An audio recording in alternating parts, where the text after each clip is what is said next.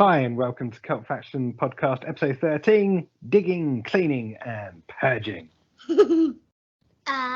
Superman.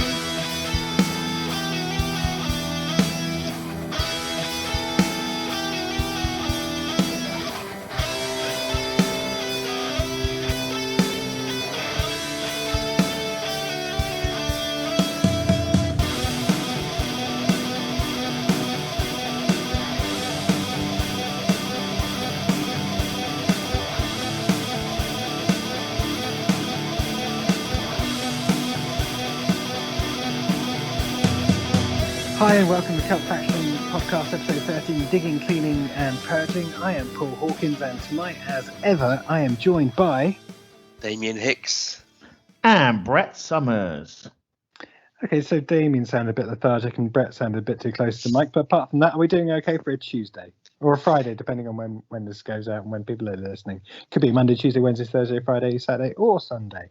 Could be evening, it could be morning, it could be the afternoon, it could be any time. We're global, anytime, any universe. Yeah, any to answer your question, Paul, I sound lethargic because I've got a stinking cold. Oh, Jesus, there's always something with you, isn't it? Food poisoning one week or whatever it was, a bug last week. It's cold this week. You need some vitamin C. I'm suffering from my art.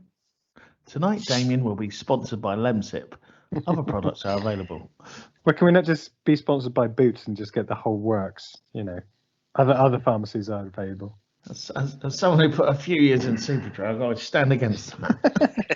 Okay, so Damian's suffering. Brett, just in general, first of all, before we start talking about anything cult faction wise, how has your week been? Groovy, baby. Way. Oh, well, that's a bit better. That lifts us all, doesn't it? You know, takes us from the lows to the highs. And so good. And maybe do without all the singing from Brett.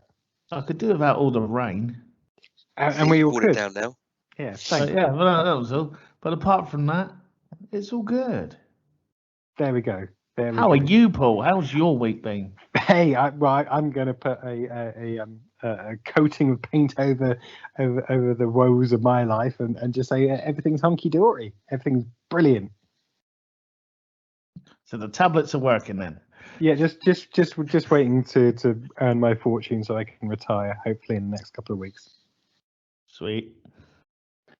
Right, so that's enough of the chit chat and small talk. Let's get down to business. So I am going to pick on Damian first. So Damian, of course you are. You had a bit of it was supposed to be a light viewing a couple of weeks ago because you were suffering. Let's face it, you were eating rice and chicken late evening after you recovered and getting down with some films and TV. But have you recovered this week in your viewing status? Not really. If in all honesty, I've right. Let's end it there. Let's just end the podcast, shall we? Let's just call it a day. None of us want to be here.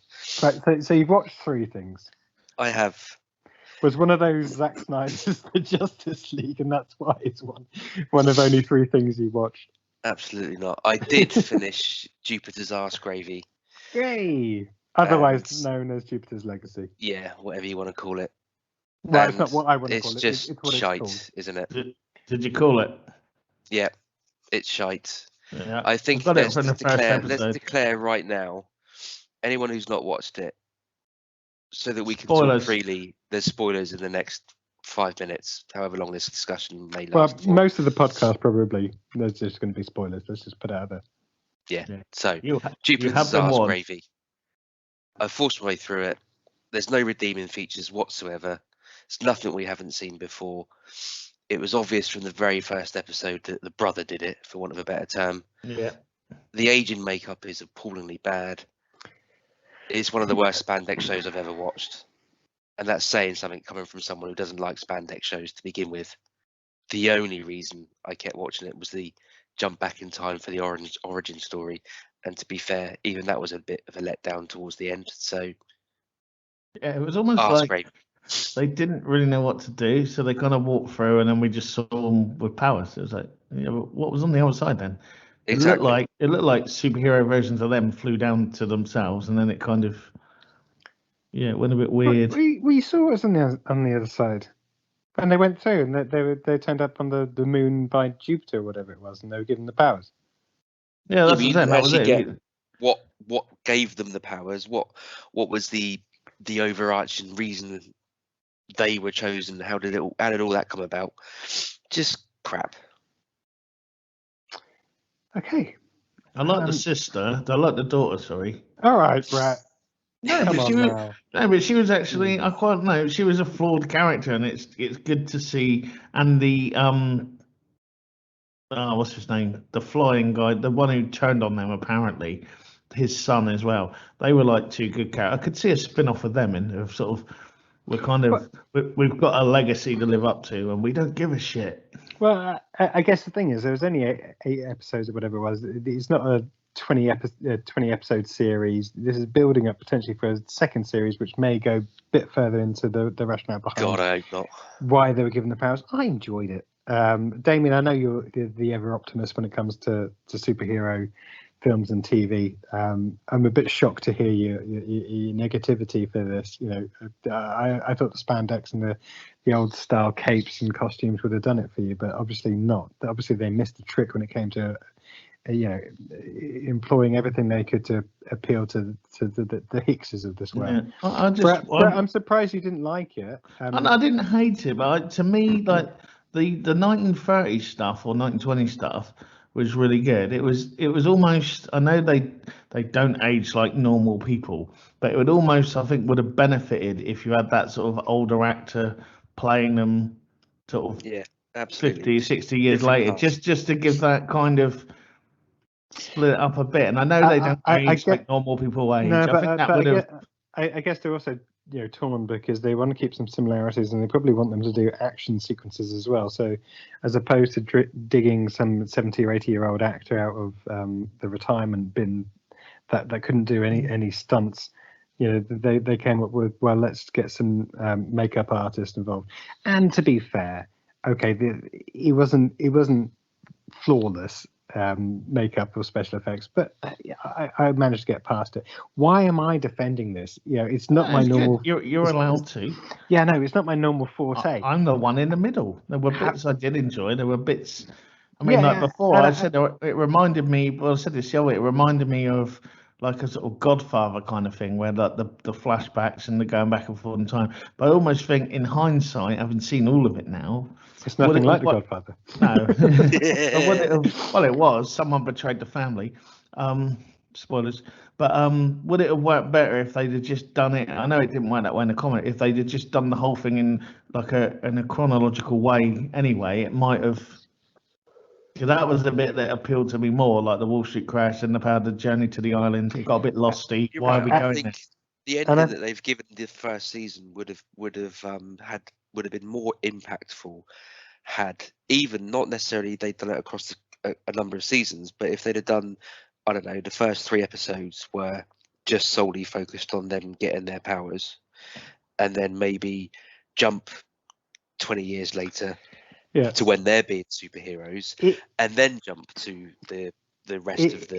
If I'm honest, I do kind of agree. I kind of put myself in the directors and producers' head though, and think, well, if we do it from the 1920s, a lot of it is just building up to a storyline. People aren't going to stay watching, so maybe we need to jump backwards. Of course they will. Forward. I've said this before. You can fire out a superhero TV show or movie and people will watch it, so that doesn't hold any weight for me. You could have made a much better. I'm just trying to put myself slow burn series out of that. But I'm just trying to put myself in their heads, and everything now, particularly with streaming, is they need action to start with. And let's face it, if it's all the 1920s, there's not much in regards to blowing up lasers. You had a guy jumping off a building. Yeah, and in episode 3 or 4, but you repackaged that a bit, wouldn't you? That would have been. Yeah, but as I said, maybe that's what they were thinking, and to tie in the 2 different timelines. No. Do you reckon it will be like the Blu-ray? You'll have the thing where you can watch it in chronological order, like a kind of. I don't know, because Blu-ray's dead. So. Yeah. So there. Blu-ray's not dead. Right. Anyway, so that's Jupiter's arse gravy. Or the thing is, every time you say that, I think Jupiter Ascending comes into my head, and which was genuinely Jupiter's Yeah, arse gravy. that was just Yeah. awful. Yeah. We'll never But- mention it on this podcast again. Well, apart from it's got Mila Kunis in, who I quite like. From an actor perspective, Yeah. obviously. Shame we're not allowed within 500 feet of her, though. Not anymore. No. So what else have you been watching, Damian? So what else have I been watching? I have started watching Warrior Nun on Netflix. It's I think I've watched, Two of your favourite things combined. exactly. I think I've watched the first episode Nuns of that and Warriors. months ago. Yeah, it's been kicking about for a while, but it's now on the title card. It's just popped up that season 2 is coming. So I figured, well, there must be something in it if it's managed to get a second season. So I thought I'd give it a go. It's not great. It looks like there's some sort of ancient. I've only 2 episodes in, by the way, so I can't give much of a synopsis or really know what's going on too much. But it looks like there's some sort of ancient order of nuns who are warriors, hence the title Warrior Nuns, right on the nose there. One of them has some sort of angel halo infused in her body. One night they are ambushed and she dies. And during the mayhem, the halo is transferred into the body of a dead paraplegic girl who's grown up in the orphanage that's run by these nuns or part of the nuns' order or some nonsense like that. She comes back to life, runs off, and the show kind of just follows her coming to terms with what's going on, trying to make sense of it all. The script is diabolical, and the shoehorn these weird kind of artifacts and stuff into the first couple of episodes that I guess are supposed to reveal more on later on and as the thing progresses, but adding depth and mystery. Exactly, yeah. But it's just kind of, as I say, the script is pretty bad. There's one point where they just all start singing. I thought for a second I was watching like Hamilton or something. But it's what nuns do, isn't it? well, yeah, I suppose based on the Sound of Music, you're probably right. But let's say only 2 episodes in. We're gonna does it star Whoopi Goldberg? Oh yeah, I forgot about that. If it is, you've clicked on the wrong one. Yeah, but yeah, it's not great. But okay, so that's 2 strikes. What about the third viewing? Does that strike get a positive number 3? vibe? Oh. Wow. Okay, so I watched on Shudder Fried Barry.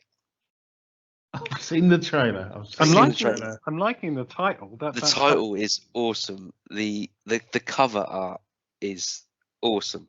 So the synopsis is Barry is a drug-addled, abusive bastard who, after yet another bender, is abducted by aliens.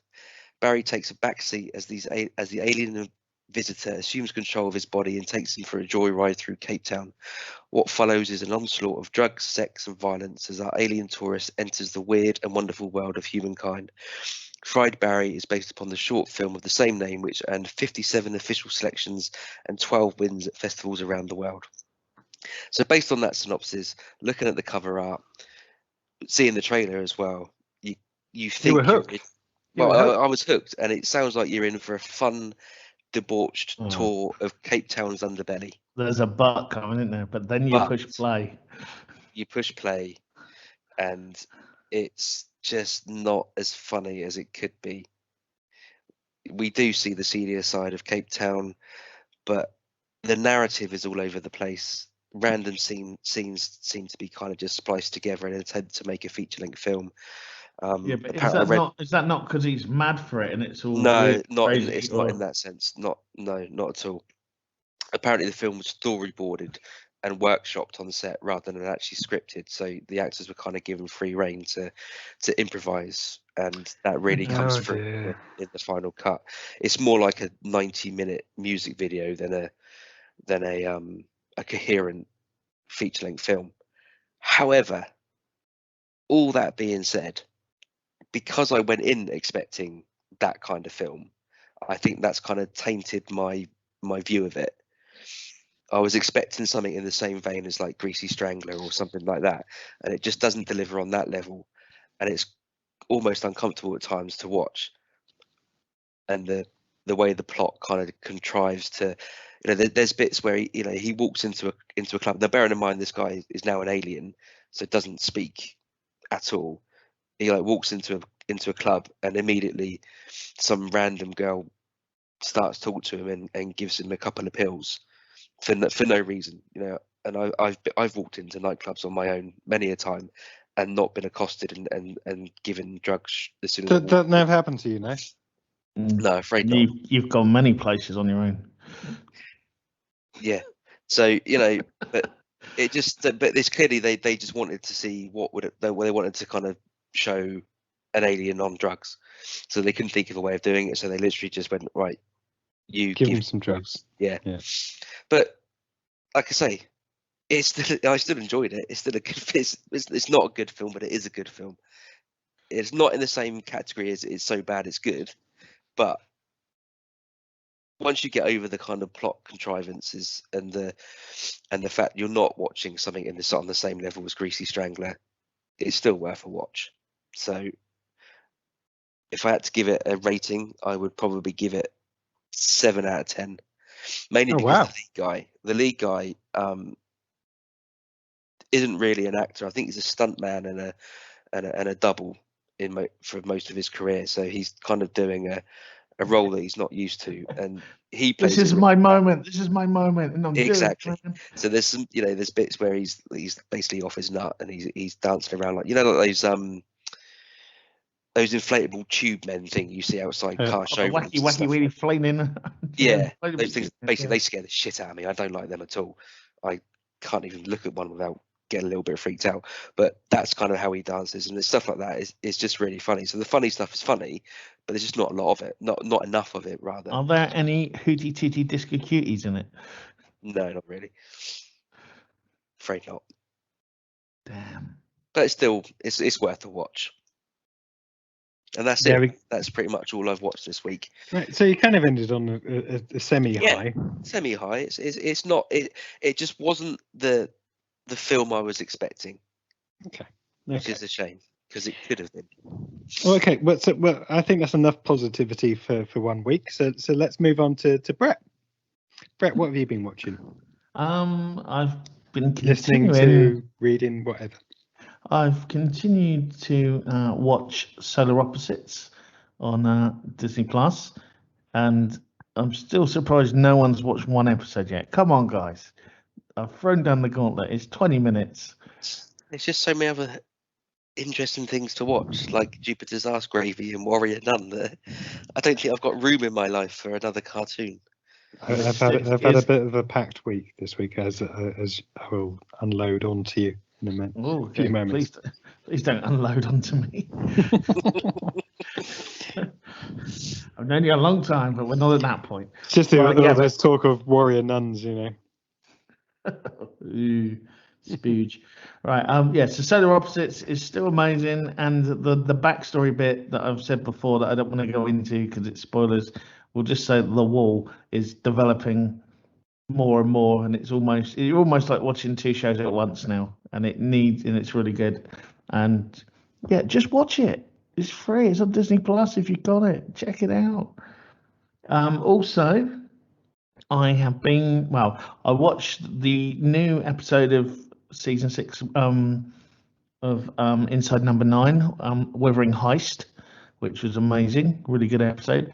And I've actually gone back as well, and I've been watching season 1 because they're all on. If you're in the UK, they're all on BBC iPlayer. Go and check them out. And I've watched the first 4 episodes now, which was, if you've seen them before, which was Sardines, A Quiet Night In, Tom and Jerry, and Last Gasp. I remember Quiet Night In. Well, I remember Sardines and Quiet Night In. Quiet Night In's a really good episode. Yeah, very, very clever. I don't remember the names of the other 2. Tom and Jerry is the guy who he's he's a school teacher, but really he's a writer, and he lives with his girlfriend, and he invites the tramp, finds his wallet. Oh, that one. Oh, that's really that's good. That's been my favourite. Yeah. Right, just set on my nerves, okay? Because you keep going on about this. I haven't seen them. The humour isn't anything like something like the Mighty Boosh or League of Gentlemen or whatever it was. No? It can be dark humour. Sometimes it's very dark humour. I don't mind dark humour. I just don't like stupid random. But remember, it's abstract thing. anthology, so what it is in one episode might be completely different in the next. I mean, Yeah. Withering Heist, the season 6 one, which Hang was on, was it not Wuthering Heist? Withering Heist. What did I say? Withering. I thought it was Wuthering, as in Wuthering Wuthering. Heights. Yeah, Withering Heist. Yeah, Withering Heath. That one. Yeah, Wuthering. it's me, your Cathy, I've come home. Come home. I'm so let me into your window. Sorry, that's the Alan Partridge. Got Alan version there. Partridge there. Yeah. Yeah, we're in Heist, and yeah, but it was a Wuthering. what we call in the stage and literature end of the market is what we call a commedia dell'arte, a commedia dell'arte, if you want to be a bit cockney with it, and it's based on like Italian stage comedies where there's normally about sort of 6 or 7 standard characters, and they're sort of stock characters, and they wear masks, and there's like familiar plot points or familiar stories that you know what's going to happen, but it does it in a weird way, in some sort of surreal thing, with like the characters doing monologues to the audience and then going back to the characters, and they portrayed that really well here. They used that format for basically, if you haven't seen it, what was kind of Reservoir Dogs, really. A way of trying to explain to anyone who hasn't seen it is a heist. You're in the garage or the lockup. You see them planning it. You see the aftermath and what happens, but in that format. And just when you thought you got it all, there was a little bit tagged on the end just to sort of fry your brain a little bit, which was quite nice. So yeah, Inside Number 9 is back. The new series is on fire.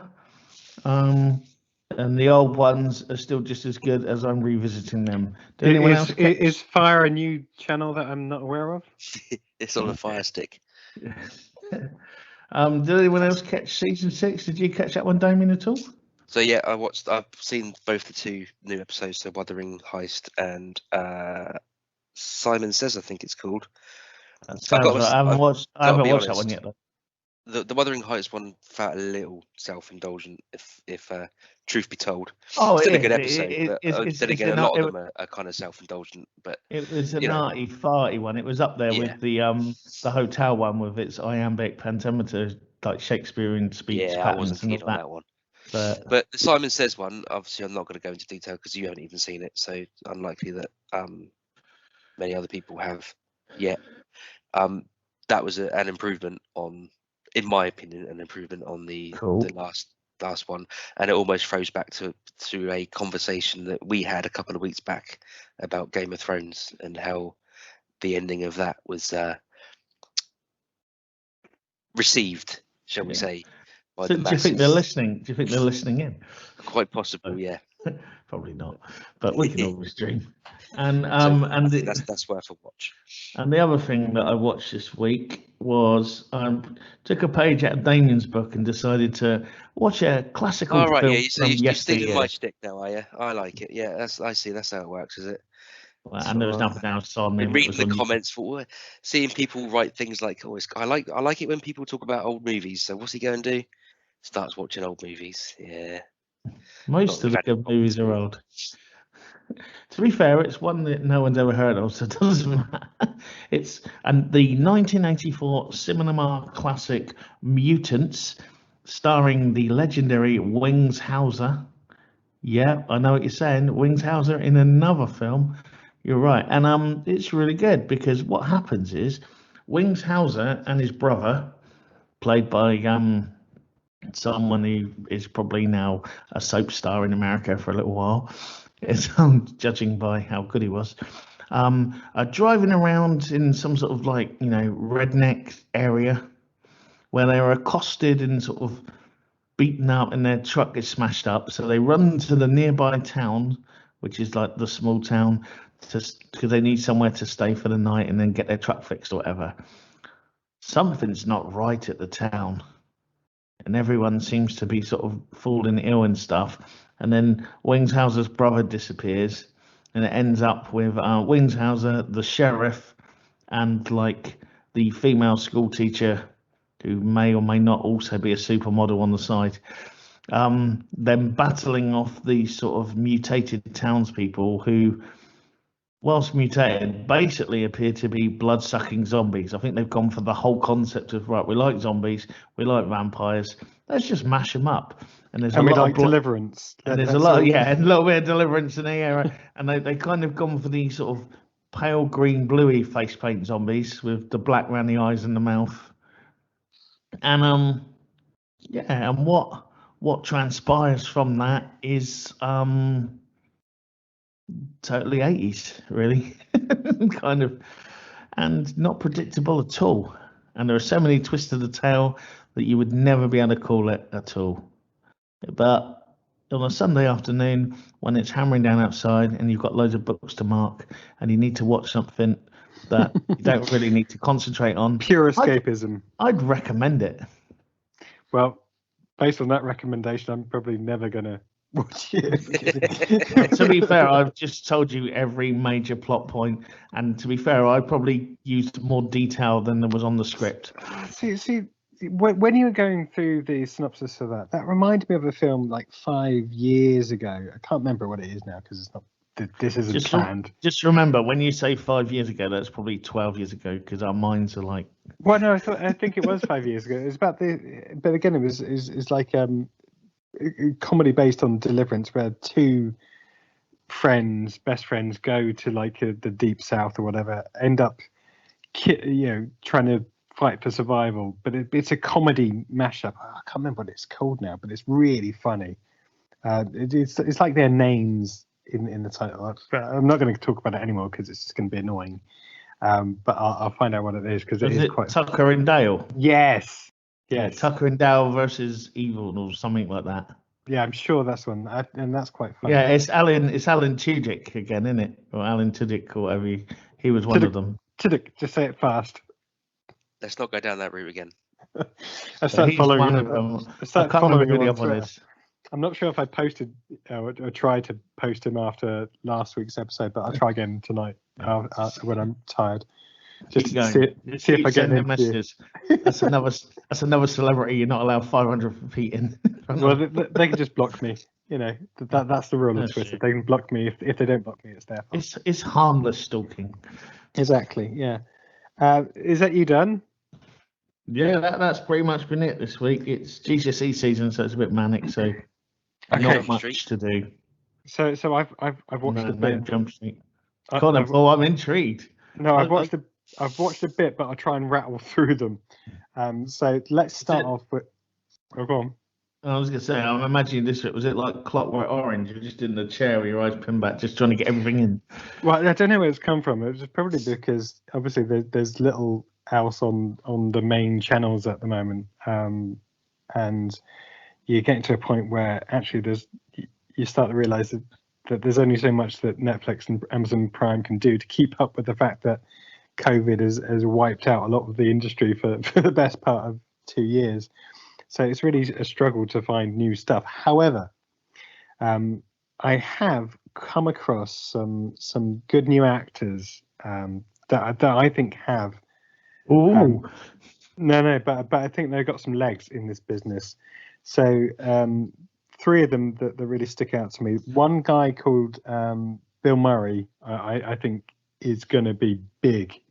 Okay, I'll make a note of that. Bill Murray, did you say? William Murray or Bill Murray? Yeah, I should have made notes, but I think it's Bill Murray. Yeah. There's a Daniel Aykroyd or Aykroyd or Aykroyd.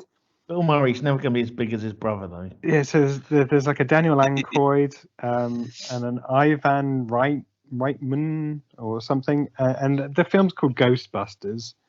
I'd never heard of it before. I thought I'd give it a go. It's on 4K. Is it a remake? Because there's that really cool one with the girls in it. Well, that's what I thought. But I think what they've done is it's like a prequel.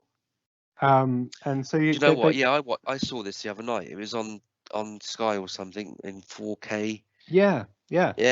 And as I said, they've done it really well. It really looks like it was made in the early 80s, doesn't it? Yeah. I was a bit hesitant because I thought, well, I wasn't too keen on the Ghostbusters that was there the original with the lead actors that are females.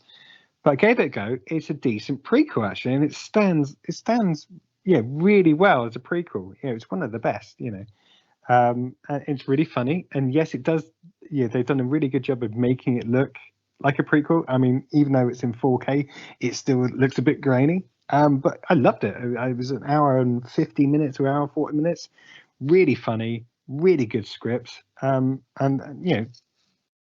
I think that's how prequels should be. It's just a shame. And I'm looking for the next one. Apparently, they're doing another one soon. Okay, so you're saying this Bill Murray can stand up next to someone like Melissa McCarthy? Well, that is a hard thing to compete with. But I really think he did a good job as one of his first roles that I've seen him in. So, anyway, one to watch. I'll make a note. I like these up and coming films. Yeah. So I did that. Then I also went and finished off Falcon and Winter Soldier. What did you think? It to coin my old phrase from the first 4 podcasts, it's watchable. I wasn't completely blown away by it, but when I watched season 2, yes, I will. I'm slightly put off that Damian's got a tissue stuck in his nose now because he's ill and wants everyone to know. I don't want you to. It's the only way I can stop the dripping. No one. I thought you didn't want to go over the. I thought you didn't want to go over the top. No, but I did like Falcon and Winter Soldier. I liked how it turned out. It was a bit cheesy at the end, but we haven't really talked about that on here, have we? I mean, I've not watched it for obvious reasons, but I don't think we have mentioned that people have watched it, but I don't think we've really given it. I think we talked about it when we watched the preview. Yeah, I think the trailer or whatever it was, wasn't it? And it kind of aligns with what I thought it was going to be. It was kind of a bromance between Falcon and Winter Soldier. There was a nice addition with a new Captain America that actually has a bit of a dark side. Isn't that great being Captain America? Which again is alright. It reminds me of the drunk Superman in Superman 2, where he's having a bit of a moment. Decapitating someone with your shield will make you look a bit bad and mad. Yeah, particularly where everyone's phoning it on their videoing it on their phones. But no, it was okay. It wasn't fantastic. I think the storyline had several flaws in it. But, it's something to while away until a decent film comes out. Moving on swiftly, started rewatching WandaVision based on my previous scorn when I think I first started watching it at like 2 a.m. And I was a bit negative on it. So as I watched the first 4 or 5 episodes of that, again, I'm not completely on board with it at the moment. But hey, it's an episode that's 40 minutes long. 7 minutes of which are the end titles or the end credits, so you can get through quite a few of them in a night. The jury's still out for me. It's not great. It feels like they're just trying to rush something out for the Disney in this case, or whatever it is, the Marvel production company or whatever, just tried to rush it out.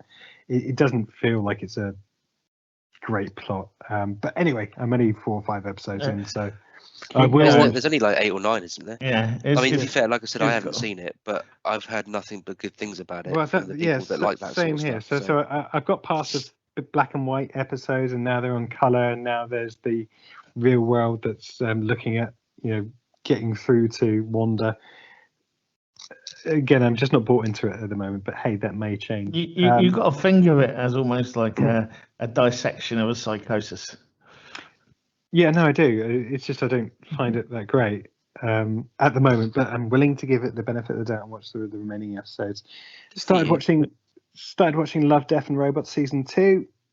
It is more of the same, and it's in a really good way. So there's CGI that is phenomenal. It's getting to the point now, watching Love, Death and Robots, where you can kind of see that actually you're not going to need real life actors anymore in regards to filming.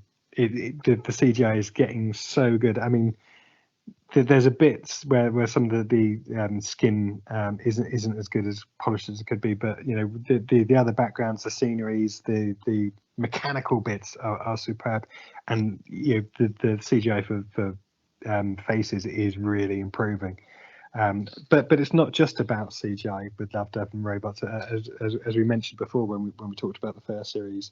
There's lots of different takes. There's lots of different graphics and setups as well. So there's one episode where it's like you remember those old style 1940s, 1950s comics, then the look and feel of those from a Western perspective. So there's one, like the pulp Western type thing. Yeah, so there's one episode where they've literally taken that and kind of like 3D'ized it or made it 3D.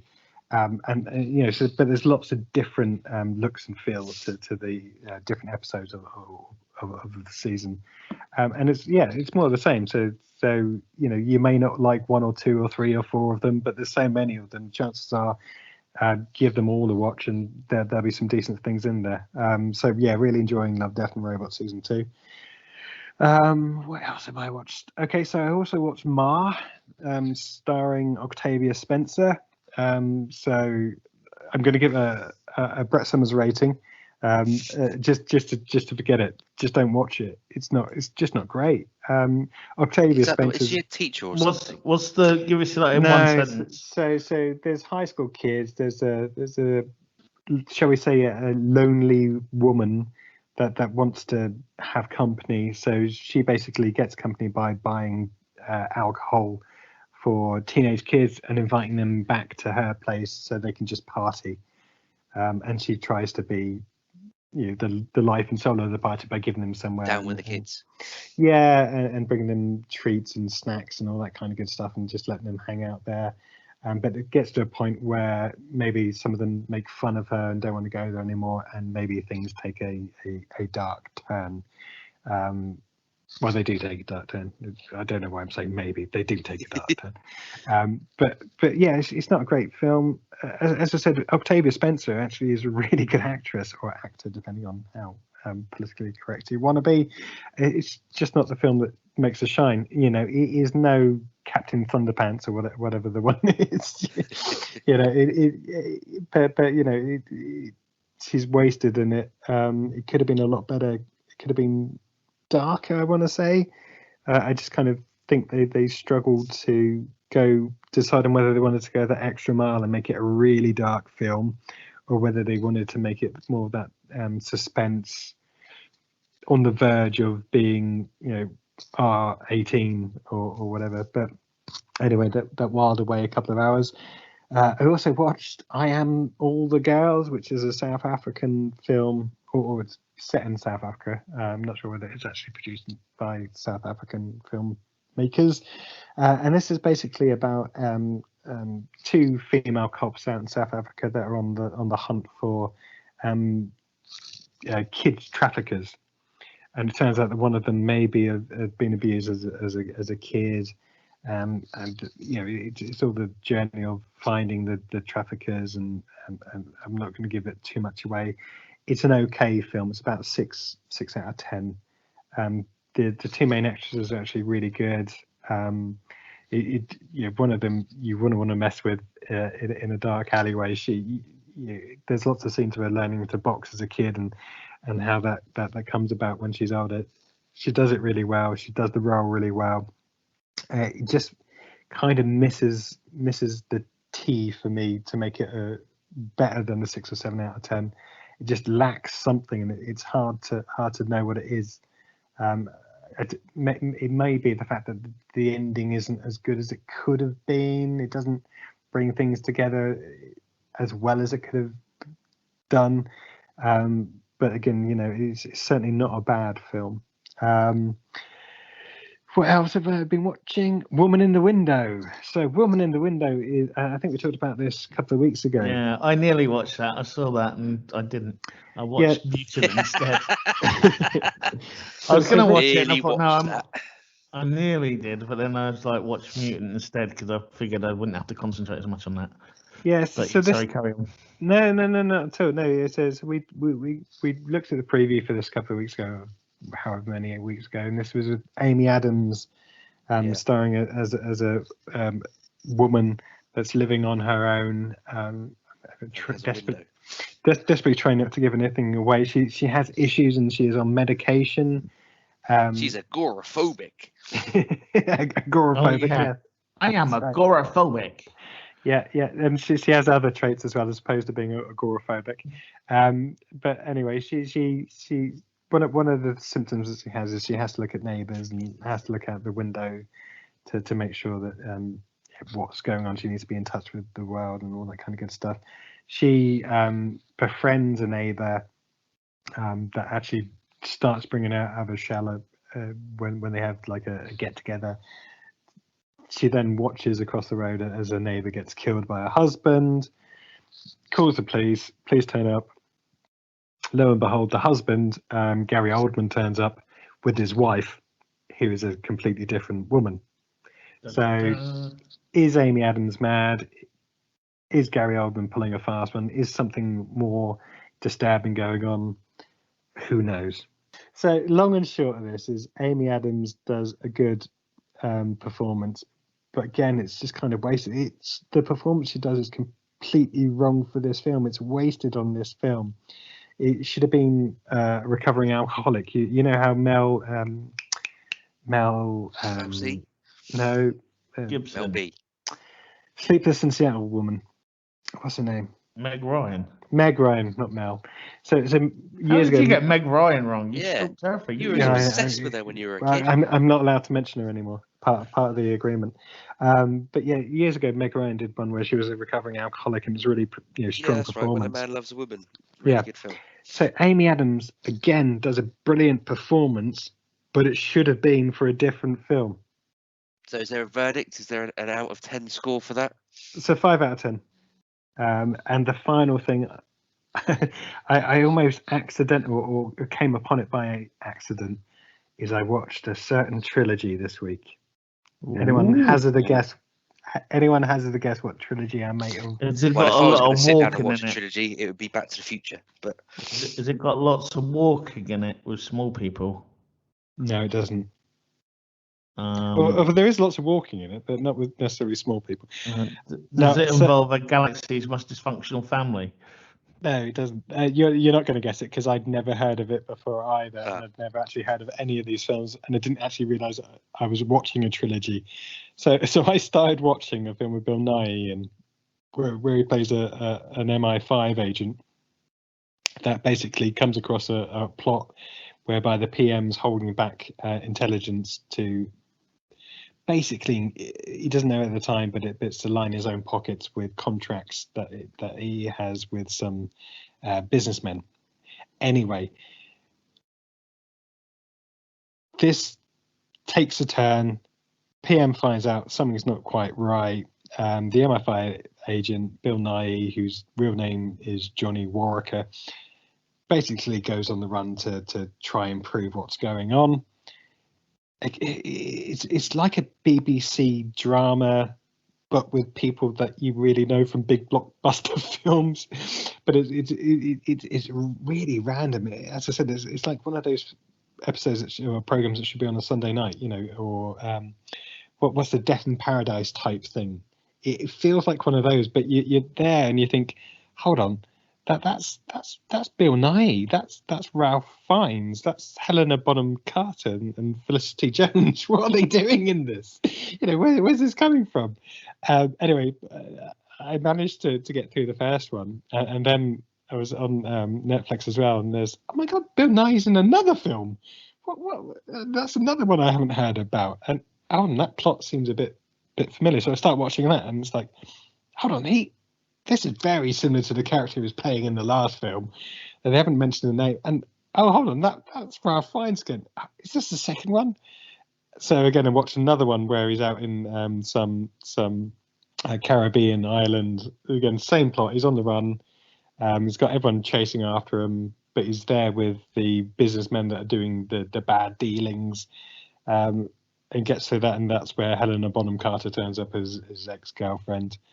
Then they go on the run at the end of that episode, end of that film rather, because it's not a BBC drama. And there's a final film in the series where it kind of brings it all together, and he goes back joining the MI5, and everything's hunky dory. PM's brought down in a good way for him, apparently, because he goes and works for the US government. Bill Nye is a superstar and gets his old job back at MI5, and Helena Bonham Carter goes where she should be, which is Hong Kong, and nowhere near anyone else. Yeah. Sounds wonderful. It's not at all. As I said, it's random. Bill Nye is Bill Nye in it. You know, never heard of it ever. As I said, yeah. It's absolutely bizarre watching because, as I said, it's all these famous people that you know from bigger and better things, and you just kind of think, were they stuck for a few months between filming? Did they really, or did they want to trip out to the Caribbean for some filming action, similar to those guys in Death in Paradise that want to spend 4 or 5 months out on a Caribbean island? But yeah, it was just random. As I said, it feels like it should be a BBC drama that somehow made its way into 3 films. Johnny Worricker trilogy. There you go. Didn't know about it. Now I do. No, you do, and I'm not convinced that any of us are going to watch it. I wasn't convinced I was going to watch it either, but somehow did. Write a review. No, I'm not going to do that. Not for this. Anyway, let's move on. Drop zone. Drop zone. Well, that highly expensive sound effect can only mean it's time for the drop zone. So this week on the drop zone, we start off with Queen of Spades. What's the spiel, Brett? Right, the Queen of Spades. Well, according to legend, an ominous entity known as the Queen of Spades can be summoned by performing an ancient ritual. Those brave enough, pretty much. Those brave enough draw a door and a staircase on a mirror in darkness and say her name 3 times. Bloody Mary. What happens next must be experienced to be believed. 4 teenagers, of course they're teenagers, decide to summon the Queen of Spades. Say it one more time, Paul. As a joke. But they could never imagine the horrors this innocent prank has condemned them and their loved ones to. The evil entity won't stop until she gets their souls. Yep, utter shite. There you go. How many times do they need to do the same film based on the same storyline that's been there so many times? The only thing I will say is, yes, it's been done before. Okay. No, that's all I had to say. Oh, right. Yeah, exactly. There's no positive spin. Candyman. There's nothing different. Biggie Smalls. That was in South Park. If you said Biggie Smalls 3 times, you turned up and put a cap in your ass. The best. This took me back to an episode of Teen Titans where it's like Halloween. No, it's not. It's Gumball.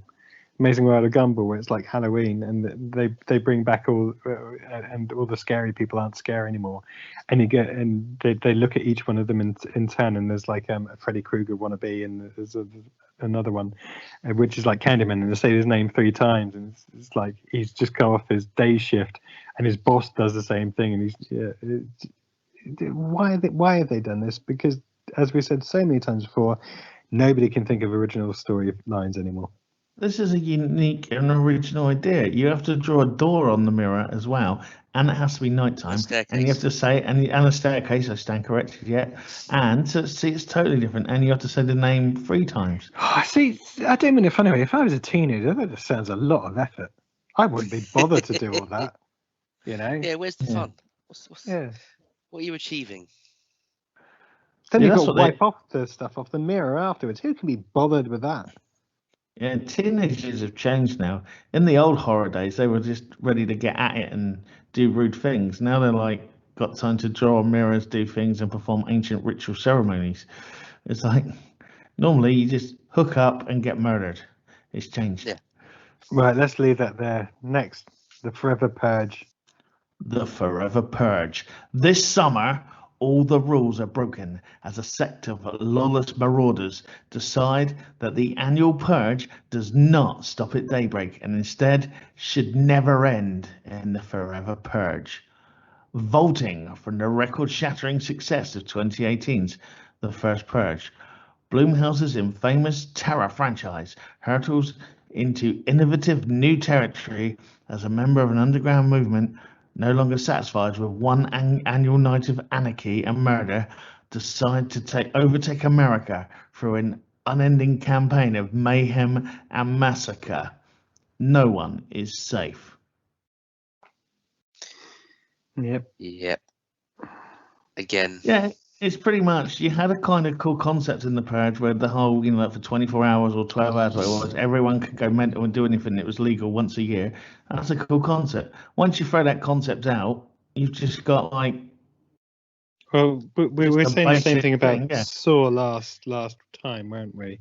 It was a great idea to start with, and then they just kept on doing it and kept on doing it. So how many Purge films are there now?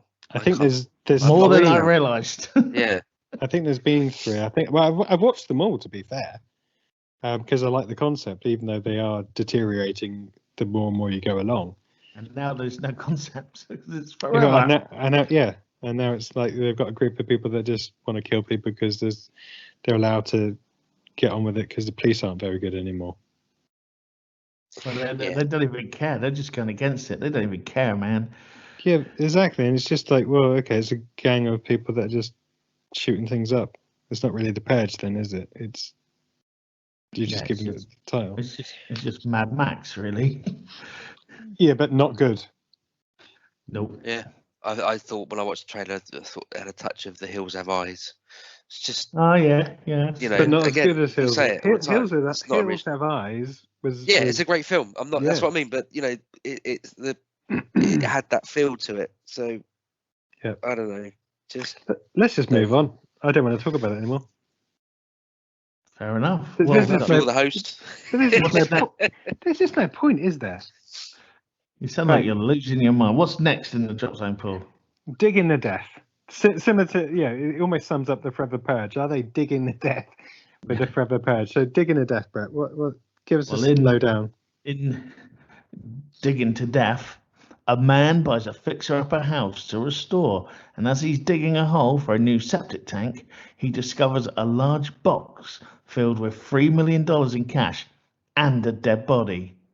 He is faced with the dilemma of reporting the body and losing the money, or hiding the money and reburying the body. What unfolds next is a series of consequences that lead us to truly discover what's buried in the backyard. Dun, dun, dun. It's not really much of a dilemma, is it? I mean, I was trying to think. No, I'd keep the money all day long. Yeah, exactly, yeah. They're trying to make this out to be some big thing. It's like, well, no, I'd just keep the money. Yeah.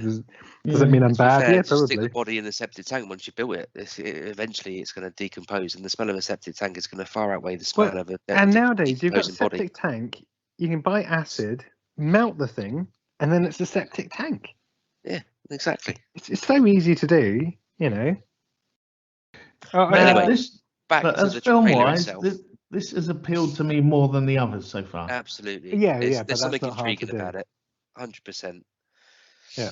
It's got a touch. It looks a bit comedic in some of the set pieces we saw in the trailer. There's also obviously the kind of potential spiritual aspect with the said dead body appearing in windows and at the bottom of stairs. So it's certainly. They have a habit of doing that.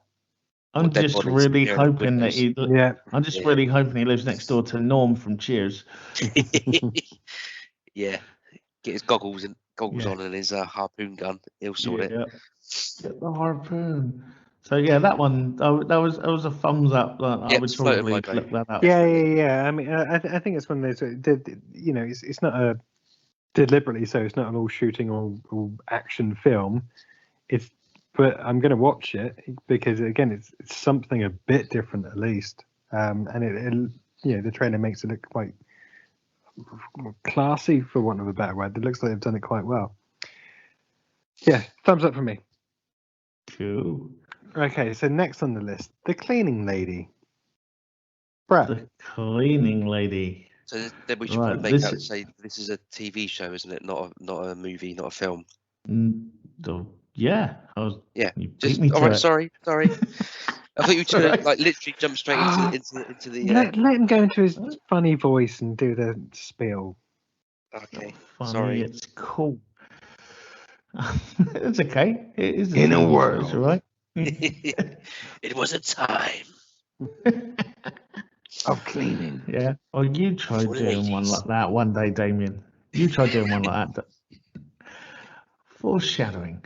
Right then. So, in The Cleaning Lady, a whip-smart doctor comes to the US for a medical treatment to save her ailing son. But when the system fails and pushes her into hiding, she refuses to be beaten down and marginalized.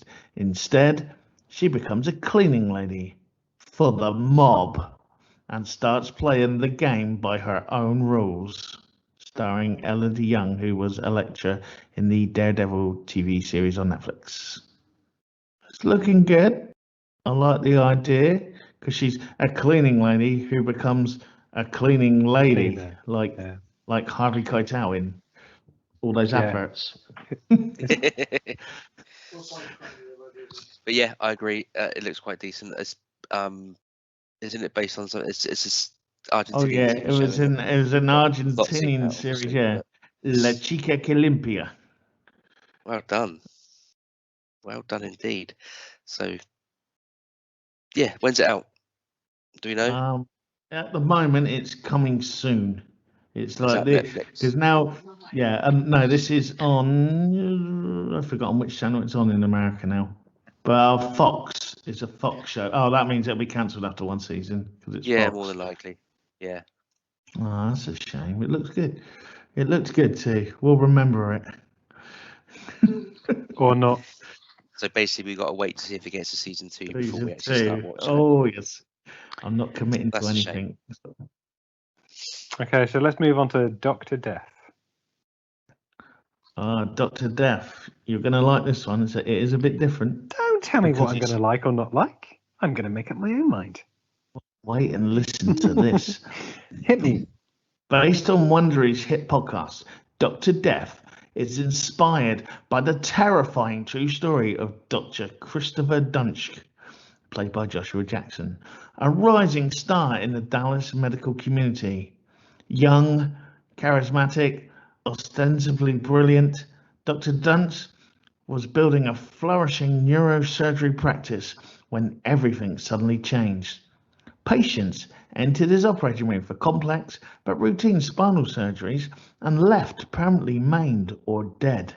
As victims piled up, two fellow physicians, neurosurgeon Robert Henderson, Alec Baldwin, and vascular surgeon Randall Kirby, Christian Slater, as well as Dallas prosecutor Michelle Shughart, Anna Sophia Robb, set out to stop him. Dr. Death explores the twisted mind of Dr. Dunst and the failures of the system designed to protect the most defenseless among us. I'm just going to breathe now.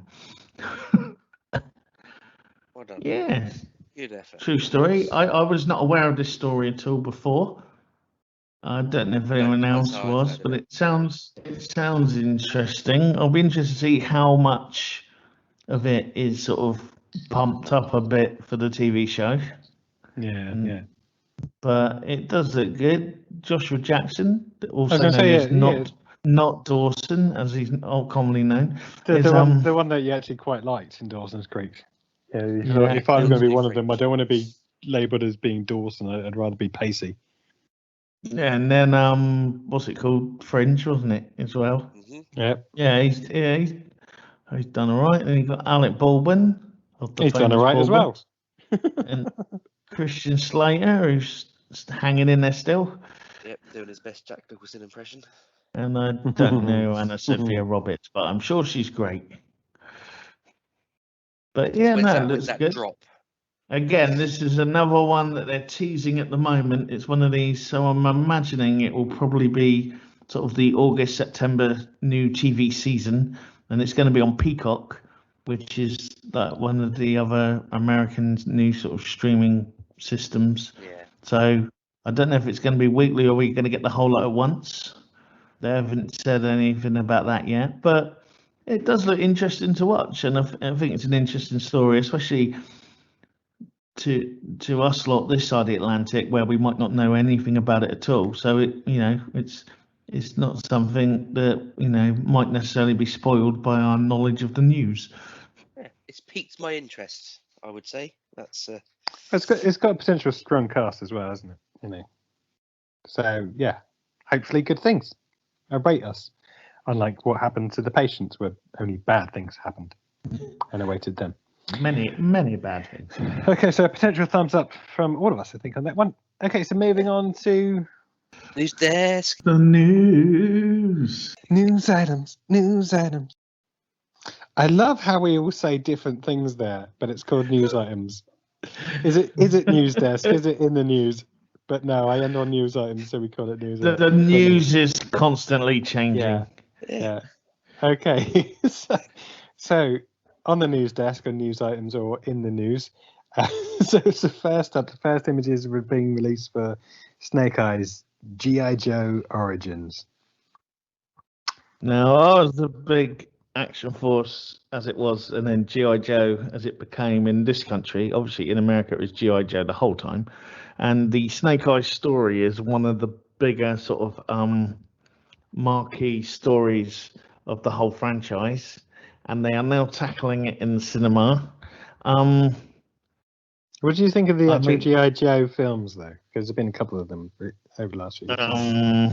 Yeah, they're in the same category as Transformers to me. But this is a deeper story, so it's worrying me. I want it to be really good, but they seem to already changed quite a lot of.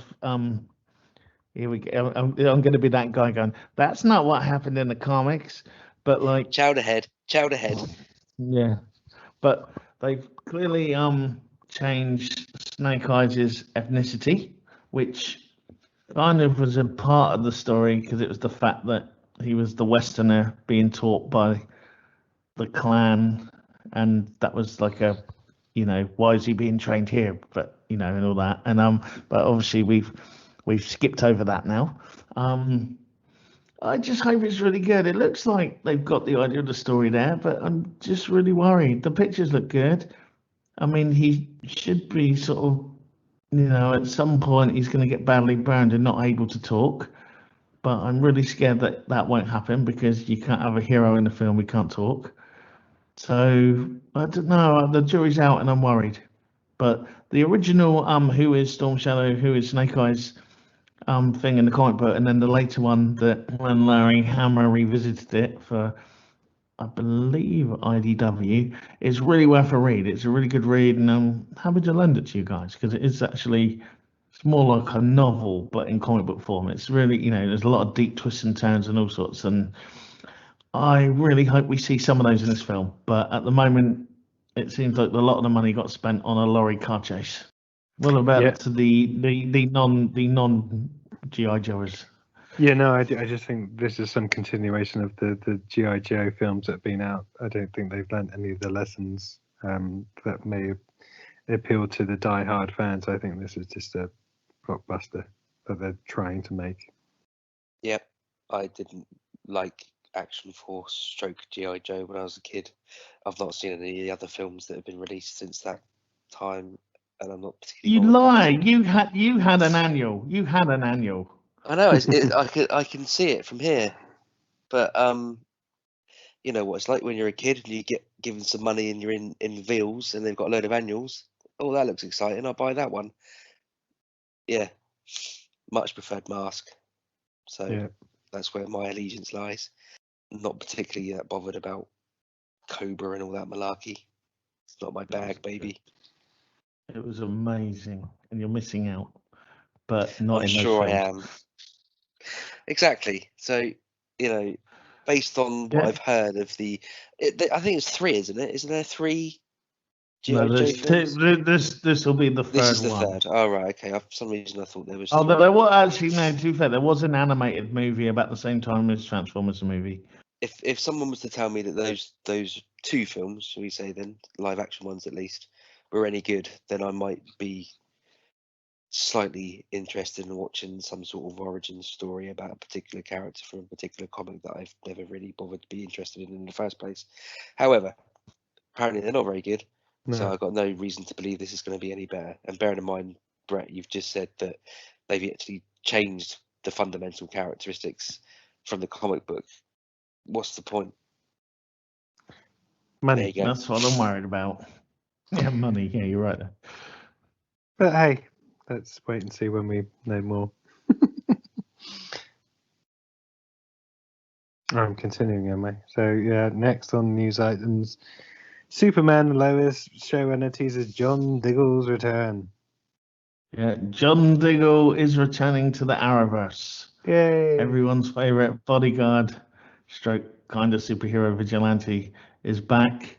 And it looks like, though, a lot of people were expecting him to come back as the Green Lantern, but from his own comments, it looks like that might not be the case. He's never confirmed that at the end of Arrow we saw him open a box of a green glow. He's never confirmed what's in it, but apparently he has denied the invitation he was offered, and his return, which goes over all the Arrowverse series, is a reflection of the decision he made, or the results of the decision he made. So I don't know if maybe someone comes after him or something, and maybe that might be the next crossover, because they haven't announced that yet. Maybe it's like, saving Diggle from sort of alien thing or something. I don't know. But in the Legends one, though, he's not playing John Diggle. He's a Wild West character or something who looks like John Diggle. Because they're time traveling, timey-wimey. But you liked a bit of John Diggle, didn't you, Damian? That just sounded wrong on so many Honey at the levels. weekends. Yeah, but I thought, I haven't watched Superman and Lois, but I thought that was on a different Earth. Or are you going to tell me that there's only one Earth now in the Arrowverse, and I've missed too many chunks of stuff? Oh no, that was basically the result of the Crisis on Infinite Earths, was that when the universe got put back together, Supergirl ended up on the same Earth as everyone else, but no one remembers it apart from the heroes. Like, the universe got put back together type thing. Okay, so what Earth is Superman on? He's on the on same the same one, Earth like as he Flash was and so, Arrow? and Black Lightning's in the same Earth as well now, whereas he was like his own thing at one point. But I didn't really Right, watch that one, okay. if I'm honest. But yeah, so I just don't get why it's such big news. So an actor is returning to a set of TV shows that he left. well, because everyone's excited because they think he's going to come back as Green Lantern, because there hasn't been a Green Lantern since live action since Ryan Reynolds, and they've kind of teased it, and it was Well, no one can teased all top the way Ryan Reynolds as the Green Lantern, so they shouldn't bother. You know what? I actually really liked him as the Green Lantern. And I know you got. So did I. I'm not being wasn't facetious at all. He was not the biggest problem with that film. I will say that. He was. I really enjoyed him in it, but I really like Ryan Reynolds. The film had many flaws, but yeah, he wasn't one of them. So that. No, I agree with that. But that's what Cool. they're hoping for. And everyone wants like a Green Lantern spin-off, a Green Lantern TV series or film. I think they are making a series at some point. I think it's going to be on HBO Max, or it's in development. All right, let's draw a line under that. Yeah. I'm just genuinely not excited about it, but hey, that's just me. You haven't watched any of them, have you? No. Well, no, I watched the first one. I watched the first Superman and Lois, but hey. I mean, any of the Arrow, the Flash, any of the Arrowverse, Black Lightning. Yeah. To be honest, I think even if I kept up to date with it, I wouldn't be that bothered about the fact that he's returning. It's just, like I said, it's just another actor coming back to a TV show that he left. Right, let's move on. Draw a line. Yes. Let's do that, Paul. What's next? Orphan, first kill. Yeah, there is going to be a prequel to the really messed up 2009 film, The Orphan. The Orphan was really good and really messed up, and it looks like it's going to be revisited, and sort of the same sort of people are going to be involved. And it's just weird for me that it was 2009, it's like 12 years for a sequel or a prequel even now. And looks like most of the sort of You heard of creative Star Wars, teams are involved. Yeah, but Star Wars was Star Wars. This was just like a random Just film joking. that came out. But I know. as we talked about, people are really struggling to come up with a new original idea. So hence the prequels, sequels. But it does look. It does look like it. Well, the original was very dark and weird, so I'm hoping a lot out of this. Well, I'm gonna be perfect. I've not seen the first one. I looked at the trailer cover art and just thought it was another crappy horror film about some weird kid. So I might have to revisit and stand corrected and watch the original. I think I have watched the original. I just can't blimmin' remember it because there's been so many. Yeah, I mean, Yeah, I mean, It 2019. hasn't really stuck out to me.